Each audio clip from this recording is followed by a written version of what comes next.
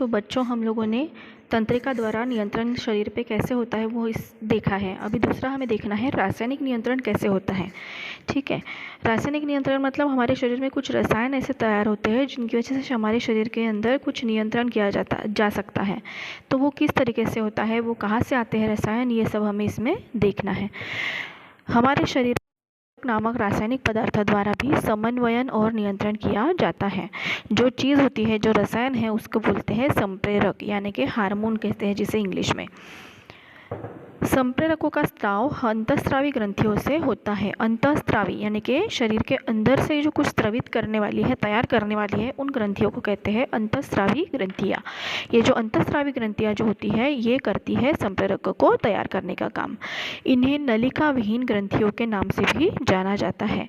इन ग्रंथियों के पास उनके स्राव का संग्रह करने या उसका वहन करने के लिए किसी भी प्रकार की नलिकाएं नहीं होती है। इसी कारण संप्रेरक बनने के तुरंत बाद रक्त में मिश्रित हो जाता है। ये जो ग्रंथियाँ होती हैं, इनके पास में जो ये स्राव तैयार करने वाले हैं, जो संप्रेरक तैयार करने वाले हैं, उसे स्टोर करके रखने के लिए ऐसी कोई जगह नहीं होती है, ना ही उनके पास कोई नलिकाएं होती है जिनके द्वारा वो उस संप्रेरक को एक जगह से, जहाँ से वो तैयार कर रही है, अपने पास से कहीं और भेज सके। इसलिए वो जब भी ये बनाती है संप्रेरक, तो तुरंत उसे क्या करती है, रक्त में छोड़ देती है। वो पूरा संप्रेरक रक्त में मिश्रित हो जाता है और उसके बाद जहाँ ज़रूरत होती है उसकी, वहाँ पर वो पहुँचता है। इसीलिए इन्हें कहा जाता है नलिका विहीन ग्रंथियाँ, जिनकी अपनी कोई नलिकाएं नहीं है, ना ही वो संप्रेरकों को कहीं पहुंचा सकती है, ना ही वो अपने पास स्टोर करके रख सकती है। अंतःस्रावी ग्रंथियाँ शरीर में निर्धारित स्थान पर होती है, फिर भी उनके संप्रेरक शरीर के सभी भागों में रक्त द्वारा पहुंचाए जाते हैं। ये जो अंतःस्रावी ग्रंथियाँ हैं, आप लोग डायग्राम देख सकते हो 15.17। इस डायग्राम में आपको दिख रही है, इतनी सारी ग्रंथियाँ अपने शरीर में होती हैं और उनकी जगह फिक्स होती है, वो एक जगह पे फिक्स होते हैं। जैसे हमारे शरीर के बाकी सारे अवयव फिक्स होते हैं, हार्ट है, ब्रेन है, इस तरीके से ये सारी जो अवयव होते हैं, जो अंग होते हैं, ये भी क्या होते हैं, एक जगह पे फिक्स होते हैं। और उसकी वजह से ये जो, वैसे ही ये जो ग्रंथियाँ हैं, ये भी एक जगह पे फिक्स होती है और उनके द्वारा तैयार किया गया संप्रेरक हार्मोन शरीर के रक्त में छोड़ने के बाद में जहाँ ज़रूरत होती है वहाँ पे वो रक्त द्वारा इस अलग अलग जगह पे पहुँचाया जाता है। अंतःस्रावी ग्रंथि तंत्रिका तंत्र के साथ नियंत्रण और समन्वय का उत्तरदायित्व पूर्ण करती है। शरीर के विभिन्न क्रियाओं का नियंत्रण और एकात्मीकरण करने का कार्य ये दोनों संस्थान एक दूसरे के सहयोग से करते हैं। इन दोनों तंत्रों में महत्वपूर्ण अंतर है कि तंत्रिका आवेग बहुत ही शीघ्र गति वाला और अल्पकालीन होता है, जबकि संप्रेरकीय क्रियाएं बहुत ही मंद गति से होने वाली तब फिर भी दीर्घकालीन होती है। हमने इसके पहले तंत्रिका के द्वारा नियंत्रण सीखा है। तो वो जो तंत्रिकाएं होती हैं, उसमें से जो नियंत्रण होता है वो कैसे होता है कि वो उनको कुछ प्रतिसाद देना है तो प्रतिसाद देंगी तुरंत और फिर बंद हो जाएगा वो, है ना। तुरंत होता है, शीघ्र होता है और तुरंत ख़त्म होने वाला होता है। जबकि जो ये ग्रंथियाँ होती है, इनसे जो संप्रेरक तैयार होते हैं, इनको तैयार होने के लिए समय लगता है। इसलिए क्या होती है, ये जो क्रियाएं होती है, ये मंद गति से होने वाली है, धीरे धीरे तैयार होता है। लेकिन एक बार तैयार हो गया तो वो दीर्घ समय तक रहता है, बहुत समय तक ये अपने शरीर में रहता है। इसलिए बोला गया है कि संप्रेरकों के द्वारा होने वाला नियंत्रण मंद गति से होता है लेकिन दीर्घकालीन होता है, जबकि तंत्रिकाओं से होने वाला जो ये है नियंत्रण है, वो कैसा होता है, शीघ्र गति वाला। जल्दी से हमें कोई रिस्पांस देना रहता है, जल्दी से प्रतिसाद देते हैं हम लोग, और तुरंत ही अल्पकालीन होता है, तुरंत ही ख़त्म भी हो जाता है। इस तरीके से दोनों में फ़र्क होता है। आवश्यकता के अनुपात में संप्रेरकों का स्राव होना बहुत महत्वपूर्ण होता है। संप्रेरक तैयार तो हो रहे हैं, लेकिन ये संप्रेरक एक लिमिट में तैयार होना ज़रूरी होता है। तो ये जितनी ज़रूरत है उतना ही होना चाहिए। इसलिए एक विशेष व्यवस्था कार्यरत होती है। स्रावित संप्रेरक की आवश्यक मात्रा और स्रावन होने के समय इनका नियमन पुनर्विवेश यांत्रिकी द्वारा। जो ये संप्रेरक होते हैं, ये लिमिटेड अमाउंट में बनने चाहिए, ज़रूरत के हिसाब से बनने चाहिए। इसके लिए भी शरीर के अंदर एक व्यवस्था होती है। नहीं तो अगर ये चालू हो गया संप्रेरक और बनते ही जा रहा है तो क्या हो सकता है, तब भी हमें कोई बीमारियां हो सकती है। इसलिए इनका नियंत्रण होना भी ज़रूरी होता है। इसका उदाहरण दिया है, जब रक्त में चीनी की मात्रा बढ़ जाती है तब स्वादुपिंड की कोशिकाओं को इसकी अनुभूति हो जाती है। स्वादुपिंड से ही हमारे शरीर में क्या होता है, इंसुलिन तैयार होता है। तो जब ये हमारे शरीर में चीनी की मात्रा बढ़ जाएगी, शुगर की मात्रा बढ़ जाएगी, तो ये स्वादुपिंड की कोशिकाओं को एहसास हो जाता है और उसकी वजह से क्या करते हैं, फिर वो इंसुलिन को बनाना चालू कर देते हैं और इस उद्दीपन के प्रतिसाद के परिणाम स्वरूप ये कोशिकाएं अधिक मात्रा में इंसुलिन का स्राव करती है। यानी कि जो इंसुलिन होता है वो क्या, उसका काम क्या होता है, शुगर को कम करना। तो शुगर कम करने के लिए इंसुलिन होना चाहिए शरीर में और ये इंसुलिन बनता है स्वादुपिंड से। जब कभी शरीर में हमारे शुगर ज़्यादा बढ़ जाएगी तो अपने आप स्वादुपिंड के कोशिकाओं को इसका एहसास हो जाएगा और फिर वो क्या करेगी, इन स्वादुपिंड से इंसुलिन बनाने का काम चालू करेगी और जिसकी वजह से चीनी की जो मात्रा है वो अपने आप ही शरीर से कम होना चालू हो जाएगी। लेकिन ये बनेगी तब तक जब तक नॉर्मल लेवल बनेगा अपने शरीर में शुगर का, और उसके बाद जब फिर से स्वादुपिंड की कोशिकाओं का अनुभव हो जाएगा, एहसास हो जाएगा कि अभी चीनी की मात्रा व्यवस्थित है, तो अपने आप क्या करेगी, फिर इंसुलिन का स्राव बनाना बंद कर देगी। ठीक है, ये जो डायग्राम है 15.17 ये आपको अपनी कॉपी में बनानी है। ये कॉपी में इसलिए बनानी क्योंकि ये एग्ज़ाम में भी आती है। तो इसमें आपको अलग अलग ग्रंथियाँ दिया है, उनके जगह बताई गई है, कहाँ कहाँ पे रहती है, उनके नाम बताए गए हैं। ये प्रॉपर आपको डायग्राम बनानी है और इन जो ग्रंथियाँ होती हैं इसके क्या काम हैं, ये इसका कौन कौन से संप्रेरक इनमें से तैयार होते हैं, वो सब हमें भी पेज नंबर 177 पर देखने वाले हैं। ठीक है, तो जो सबसे पहली हम ग्रंथि देखने वाले हैं वो है अधश्चेतक ग्रंथि। आप लोग देख सकते हो उसका स्थान कहाँ पे है, मस्तिष्क के प्रमस्तिष्क के नीचे, मस्तिष्क के अंदर जो प्रमस्तिष्क है उसके नीचे और प्रियोशिका ग्रंथि के ऊपर। आप लोग डायग्राम में देख सकते हो 15.17 डायग्राम जो है वहाँ पर आपको देखना है कि ये कहाँ कहाँ पर स्थित है। इसमें से जो संप्रेरक निकलते हैं वो है पीयूषिका की स्राव निर्माण करने वाली कोशिकाओं को नियंत्रित करने वाले स्राव तैयार करना।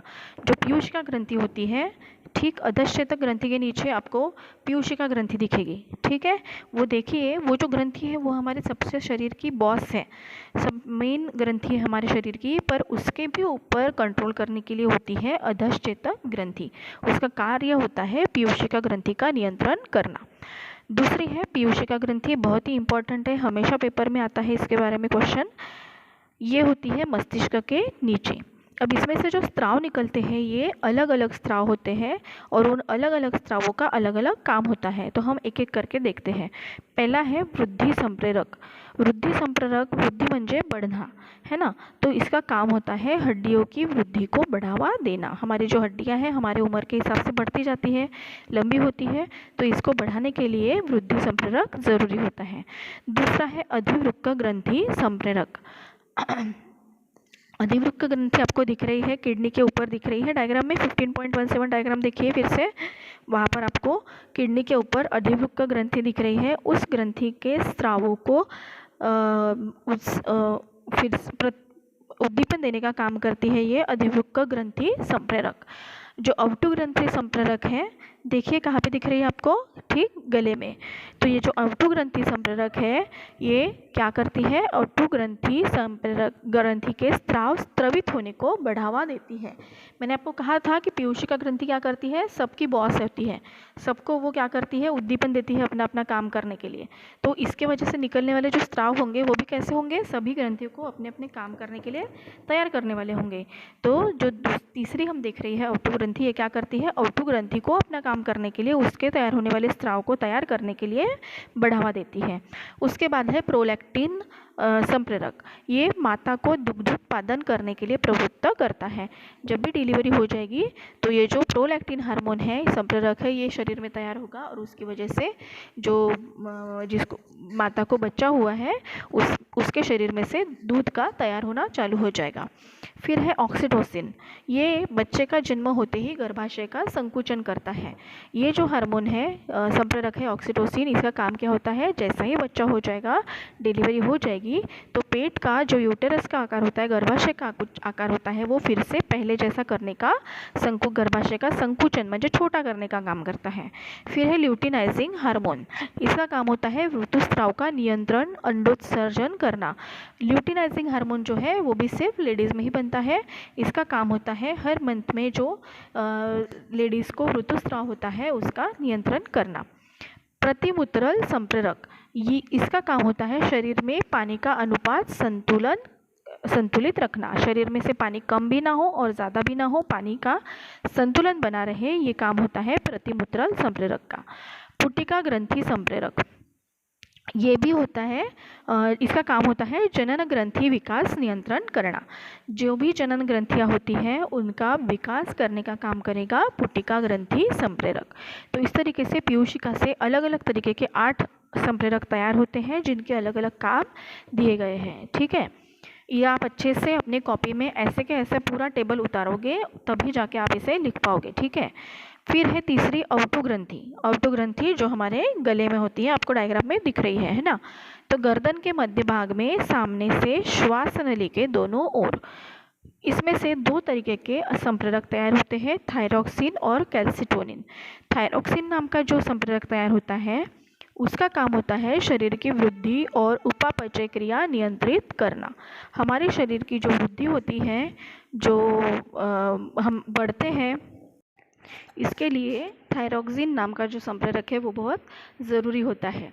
फिर है कैल्सिटोनिन। कैल्सिटोनिन नाम का जो संप्रेरक होता है हमारे शरीर में, उसका काम होता है कैल्शियम के उपापचय का और रक्त के कैल्शियम का नियंत्रण करना। यानी कि शरीर में जो कैल्शियम है उसका सही तरीके से पचन होना चाहिए, उसका सही तरीके से डाइजेशन होना चाहिए, और रक्त के अंदर जो कैल्शियम होता है उसका नियंत्रण करने का काम भी कैल्सिटोनिन करता है।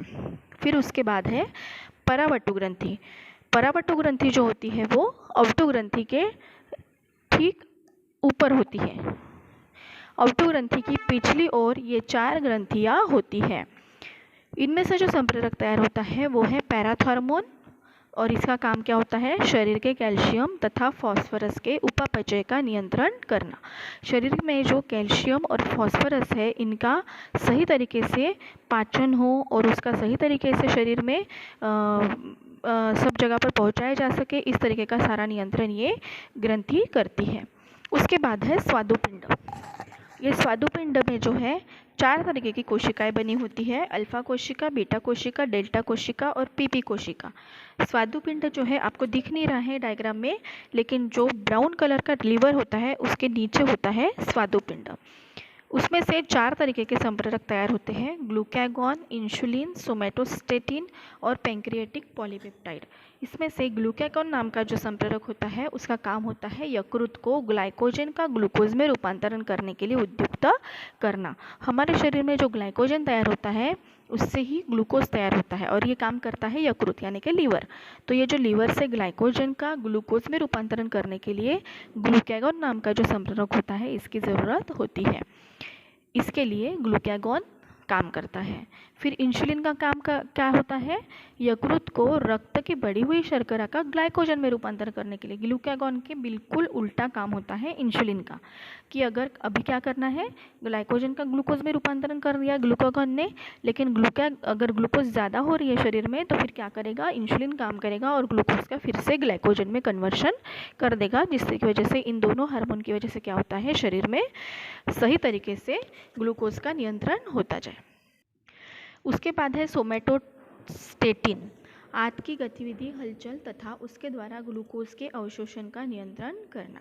ग्लूकोज का जो अवशोषण करती है आते उनके ऊपर नियंत्रण करने का काम करता है सोमेटोस्टेटिन। फिर है पैंक्रियाटिक पॉलीपेप्टाइड।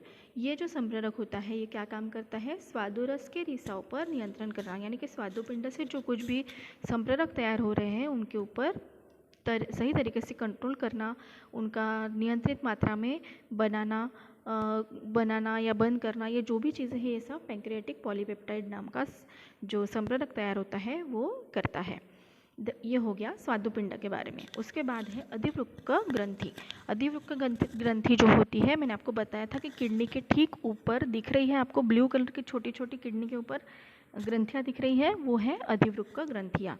ये दोनों वृक्कों के ऊपरी भाग में, मतलब दोनों किडनी के ऊपर के भाग में ये ग्रंथियाँ होती है। इसमें से 3 तरीके के संप्रेरक तैयार होते हैं, एड्रेनलिन, नॉर एड्रेनलिन और कॉर्टिकोस्टेरॉइड।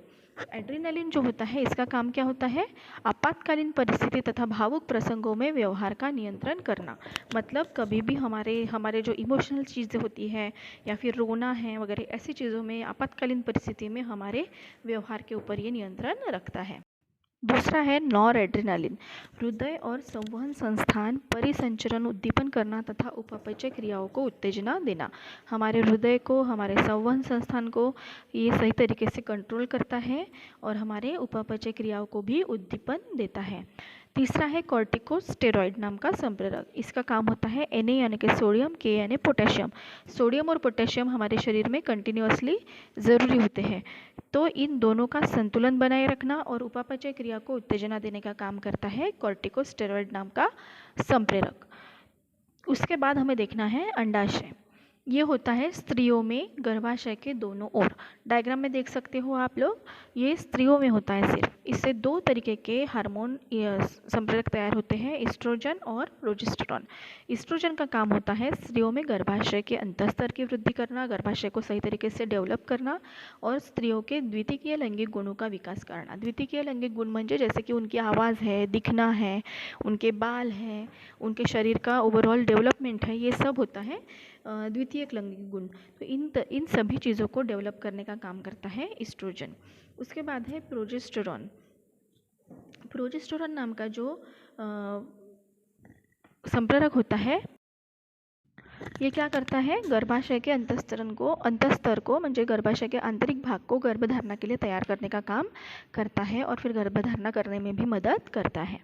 तो इस तरीके से ये भी बहुत ज़रूरी है दोनों हार्मोन। इसके ऊपर भी हमेशा क्वेश्चंस आते हैं, तो ये भी आप अच्छे से करके रखेंगे। उसके बाद है वृषण। वृषण ये वृषण कोश में होता है, ये भी आप डायग्राम में देख सकते हो। 15.17 में ये सिर्फ होता है जेंट्स में। इसमें से जो टेस्टोस्टेरॉन नाम का संप्रेरक तैयार होता है उसका काम होता है पुरुषों के द्वितीयक लैंगिक लक्षणों का विकास, जैसे कि दाढ़ी मूंछ आना, आवाज़ कर्कश होना। जो लड़कों में जो चीज़ें होती हैं जो उनके लड़कों के जैसे होती है, जैसे आवाज़ है, दाढ़ी मूंछ होना है, उनका बिहेवियर है, ये सारी चीज़ें क्या होती है, द्वितीयक लैंगिक लक्षण होते हैं जो टेस्टोस्टेरोन नाम के संप्रेरक की वजह से उनमें तैयार होते हैं। उसके बाद है थाइमस ग्रंथि। थाइमस ग्रंथि जो है वो डायग्राम में आपको दिख रही है, हृदय के पास होती है। ठीक है, दिख रही है आपको डायग्राम में, दोनों लेडीज़ और जेंट्स के दोनों के डायग्राम में आपको दिख रही है। इसमें से थाइमोसिन नाम का संप्रेरक तैयार होता है जो प्रतिरक्षा क्षमता की निर्मित करने वाली कोशिकाओं पर नियंत्रण रखने का काम करता है। प्रतिरक्षा क्षमता का मतलब होता है हमारी जो इम्यूनिटी होती है, ये इम्यूनिटी तैयार करने के लिए ये थाइमोसिन नाम का जो संप्रेरक होता है ये काम करता है। इस तरीके से ये जो जितने भी हमने अभी संप्रेरक देखे हैं ये हमारे शरीर में सही समय पे सही क्वांटिटी में अगर तैयार होते हैं तो ये सारे काम जो यहाँ पर लिखे हुए हैं इनके कार्य अगर ये सही तरीके से होते हैं तो हमारा शरीर अच्छा रहता है, और अगर इनमें से कुछ भी कम ज़्यादा होता है तो हमें उस चीज़ से रिलेटेड बीमारियाँ या तकलीफ होना चालू होता है। तो इसलिए ये जो अंतःस्रावी ग्रंथियों के संप्रेरक तैयार होते हैं ये हमारे शरीर के लिए बहुत ज़्यादा ज़रूरी होते हैं। आपको ये पूरा टेबल अपनी कॉपी में निकालना है और 15.17 नंबर के जो डायग्राम है वो भी आपको अपनी कॉपी में बनानी है। तो यहाँ पे अपना ये जो पहला लेसन है साइंस 2 का ये ख़त्म होता है। इसे क्वेश्चन आंसर्स मैं आपको सेंड कर दूँगी, वो ही आपको लिखना है।